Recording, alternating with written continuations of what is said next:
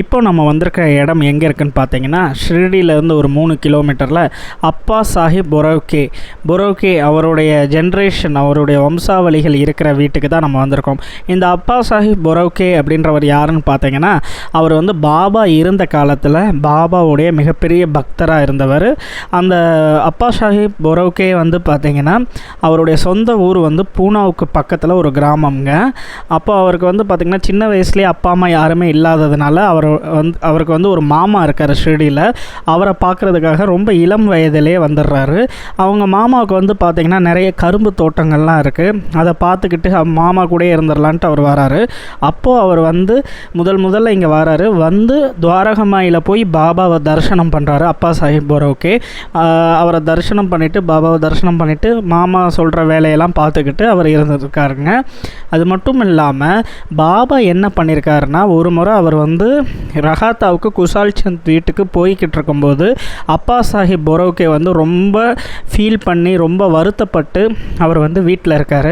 அப்போ அந்த வழியாக போகிற பாபா வந்து பார்த்திங்கன்னா அப்படியே அப்பா சாஹிப் பொரோக்கே வந்து பார்க்குறாரு. எதுக்கு நீ வருத்தப்பட்டுக்கிட்டு இருக்க, என்ன பிரச்சனை உனக்கு அப்படின்னு கேட்குறப்போ, பாபா எனக்கு ஒன்றுமே இல்லை, வாழ்வாதாரத்துக்கு என்கிட்ட எதுவுமே இல்லை கையில் அப்படின்னோடனேவும் பாபா சொல்கிறாரு, உன்கிட்ட தான் எல்லாமே இருக்கே, உன் பாக்கெட்டில் பாரு அப்படின்றாரு. இவருக்கு ஒன்றும் புரியலை.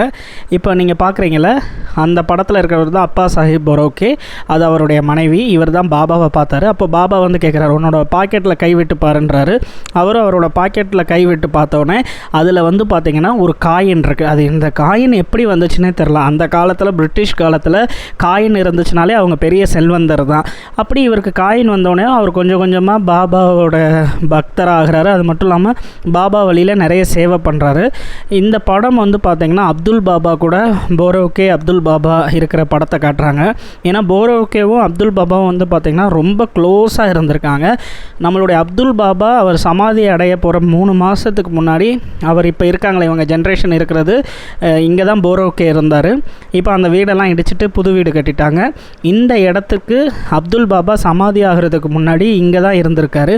3 மாதம் இங்கே இருந்திருக்காரு. பொரோக்கேவுக்கும் அப்துல் பாபாவுக்கும் நல்ல ரிலேஷன்ஷிப் இருந்திருக்கு. பாபா என்ன செஞ்சுருக்காருன்னா, பாபா வந்து பொரோக்கேவுக்கு வந்து ஒரு செடி கொடுத்துருக்காருங்க. அந்த செடியில் வர்ற அந்த ஃப்ளவர், ரோஸ் ஃப்ளவருங்க, அந்த ஃப்ளவர் வந்து பார்த்திங்கன்னா ரொம்ப ஸ்மெல் அதிகமாக இருக்கும். அது மட்டும் இல்லாமல் அந்த ஃப்ளவர் வந்து பார்த்திங்கன்னா அந்த செடியே பார்த்திங்கன்னா உலகத்திலேயே எங்கேயுமே கிடைக்காது. அந்த செடி இங்கே மட்டும்தான் கிடைக்கும். அதுவும் பாபா கொடுத்த செடி வந்து பார்த்திங்கன்னா இவங்க வச்சுருக்காங்க. அந்த செடியில் வர்ற அந்த பூ, அந்த ரோஸ் ஃப்ளவரை இவர் என்ன செய்வார்னா, பொரோக்கே பாபா சமாதி ஆனதுக்கு பிறகு பாபாவுடைய சமாதிக்கு போய் அந்த ஃப்ளவரை வந்து அவர் வந்து பாபாவுக்கு வந்து சாஷ்டாங்கமாக வைப்பார்.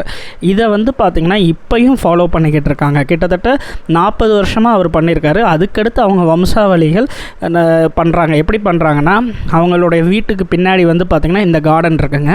இந்த கார்டனில் வந்து பார்த்திங்கன்னா பாபா கொடுத்த அந்த செடி இருக்குது. இன்னமும் அந்த செடியில் வர்ற பூவை வந்து என்ன பண்ணுறாங்கன்னா, அவங்க அதை எடுத்துகிட்டு போய் அப்துல் பாபா ஜென்ரேஷன்கிட்ட கொடுப்பாங்க. அப்துல் பாபாவும் பொரோக்கே ஃபேமிலியும் தினமும்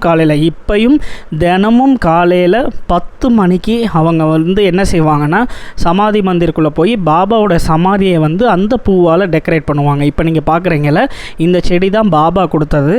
அப்போது இவங்ககிட்ட வந்து பார்த்திங்கன்னா ரொம்ப பெரிய தோட்டமாகவே இருந்திருக்கு. கோப்பர்காவ் ப்ளஸ் இந்த இடத்துலையும் நிறைய தோட்டங்கள் இருந்திருக்கு. காலப்போக்கில் அவங்களுடைய பராமரிப்பு இல்லாத எல்லாமே அழிஞ்சு போயிடுச்சு. இப்போ வந்து பார்த்திங்கன்னா இந்த 2 செடி மட்டும்தான் இருக்குது.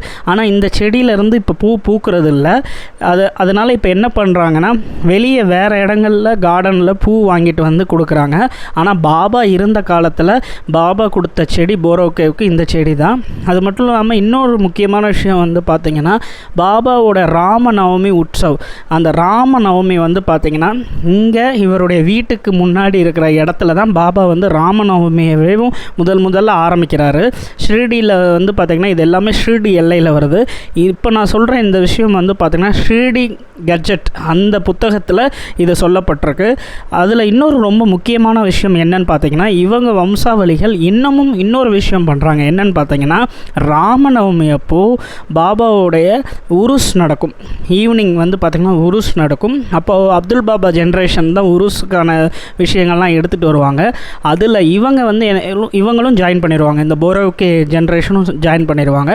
அவங்க என்ன பண்ணுவாங்கன்னா பாபாவுக்கு வந்து பார்த்திங்கன்னா நெய், இவங்க வீட்டிலேருந்து நெய் எடுத்துகிட்டு போவாங்க. இதெல்லாமே எங்களுக்கு ரொம்ப டீட்டெயிலாக ஷேர் பண்ணாங்க.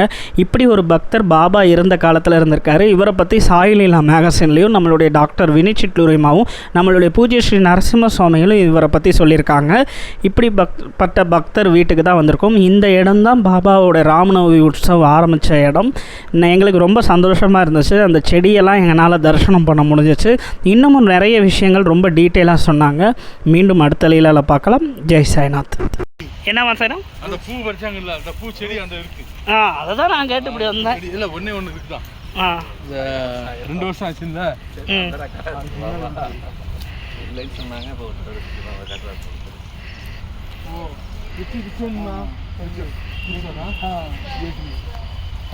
எது சார்? இந்த மரம் light pink color. Having very smell. Yeah, very smell.